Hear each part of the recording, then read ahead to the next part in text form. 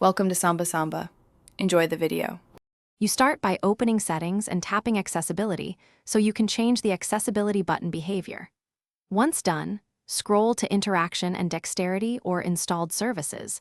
Those sections control floating buttons and accessibility shortcuts. You do this to find where the accessibility button is enabled and why it appears over apps. Make sure you have unlocked the phone and, if required, entered your PIN so changes save. Now you're ready for the actionable toggles that remove the button from the screen. You now locate the accessibility menu or assistant menu entry and tap it to view options. Then turn off Show Accessibility button or the floating menu toggle. This removes the persistent on-screen control. If the button comes from a specific service such as Voice Assistant or Interaction Control, open Installed Services and disable that service directly.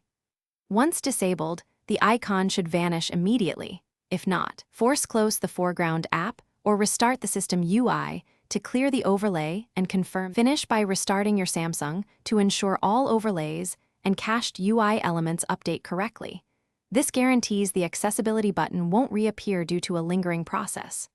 Also check side and volume key shortcuts under Accessibility to ensure the button isn't triggered by a shortcut. If the button persists, reset accessibility settings only rather than a full factory reset. This removes custom accessibility configs while preserving apps and data. If problems continue, temporarily create a support log for Samsung Diagnostics before contacting support. Thanks for watching. Consider subscribing if we helped you.